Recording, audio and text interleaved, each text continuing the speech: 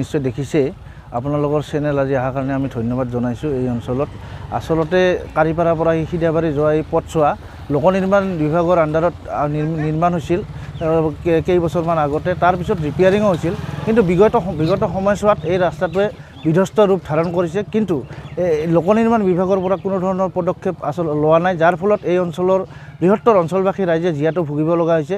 যোৱাটো বাৰিষা কালত এই অঞ্চলেৰে যাতায়াত কৰিব নোৱাৰা এক পৰিৱেশ সৃষ্টি হৈছিল, আৰু তেনে পৰিপ্ৰেক্ষিতত আমাৰ আঞ্চলিক নাটযোগী ছাত্ৰ সন্থা, এই অঞ্চলৰ পিলপিলি সন্থাকে ধৰি সচেতন মহলে কিছু ৰাস্তাটো যাতে যাতায়াত কৰিব পাৰি তাৰ কাৰণে কিছু এটা ব্যৱস্থা কৰি দিছিলে, কিন্তু লোক নিৰ্মাণ বিভাগৰ পৰা বা চৰকাৰীভাৱে কোনো ধৰণৰ পদক্ষেপ আজিলৈকে লোৱা আমাৰ পৰিলক্ষিত নহ'ল, যাৰ ফলত আমি মৰ্মাহত হৈছোঁ, গভীৰ দুখ প্ৰকাশ কৰিছোঁ।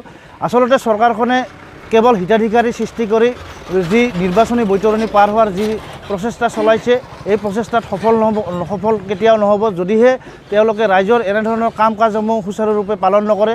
এনেধৰণৰ ৰাইজক হাৰাশাস্তি দি চৰকাৰখনে কেতিয়াও নিৰ্বাচনী বৈতৰণি কেৱল মাত্ৰ হিতাধিকাৰী সৃষ্টি কৰি কেতিয়াও পাৰ হ'ব নোৱাৰিব। আমি আজিৰ এই মঞ্চৰ পৰা, এই অঞ্চলৰ পৰা আমি দাবী জনাইছোঁ, নিৰ্বাচনৰ আগতে অনতিবিলম্বে এই সিধাবাৰীৰ পৰা এই কাৰিপাৰালৈ যোৱা এই পথছোৱা যাতে মেৰামতি কৰি যাতায়াতৰ বাবে সুচল কৰি তোলে, অন্যথা অনাগত নিৰ্বাচনত আমি এই বৃহত্তৰ অঞ্চলবাসী ৰাইজে চৰকাৰৰ বিপক্ষে যাবলৈ আমি বাধ্য থাকিম। অসম লোকসেৱা লোক নিৰ্মাণ বিভাগৰ ফালৰ পৰা আমাৰ চাৰাপাৰা কাৰিপাৰা যিটো ৰাস্তা, সিধাবাৰীলৈকে যোৱা ৰাস্তা, এই ৰাস্তাৰ মেৰামতিৰ যিটো ব্যৱস্থা ল'ব লাগে চৰকাৰে আচলতে আজিলৈকে ব্যৱস্থা লোৱা আমি দেখা নাই। আজি 2-3 বছৰৰ পৰা আচলতে আমি দুৰ্ভোগ ভুগি আছোঁ। ল'ৰা ছোৱালী যিহেতু আমাৰ এইটো মেইন ৰাস্তা, এই ৰাস্তাৰে আমাৰ ল'ৰা ছোৱালী স্কুলত অহা যোৱা কৰে, যাতায়াতৰ যিখিনি ব্যক্তি আছে, যিখিনি ব্যৱসায়ী ব্যক্তি আছে, তেওঁসকলে এই ৰাস্তাৰে অহা যোৱা কৰে, কিন্তু ৰাস্তাটো আচলতে যেতিয়া বিধ্বস্ত হ'ল, ডাঙৰ গাঁত হ'ল, গাড়ী যোৱাত অসুবিধা হ'ল, ছাত্ৰ ছাত্ৰী স্কুলত যোৱাৰ অসুবিধা হ'ল, তাৰ ফলত আচলতে গোটেই অঞ্চলটো এটা বেমেৰিবাং অৱস্থা সৃষ্টি হৈছিল। চৰকাৰী হস্পিটেল নাইবা হস্পিটেল যোৱাৰ কাৰণে ৰোগীসকলক হস্পিটেলত নিয়াটো যথেষ্ট অসুবিধা হৈছিল। এতিয়া আমি ভাবোঁ যে আচলতে চৰকাৰে যিখিনি সময়ত এই ৰাস্তাৰ মেৰামতি কৰাৰ ব্যৱস্থা ল'ব লাগিছিল, সেই ব্যৱস্থা এতিয়াও লোৱা নাই। আমি ভাবোঁ যে অতি সোনকালে চৰকাৰে ৰাস্তাৰ মেৰামতি কৰাৰ ব্যৱস্থা ল'ব।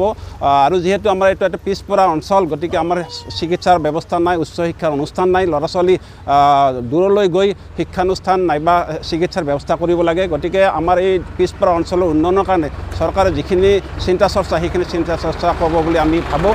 আৰু আমি ভাবোঁ যে আচলতে চৰকাৰে অতি সোনকালে এই ৰাস্তাৰ মেৰামতিৰ কাৰণে ব্যৱস্থা ল'ব।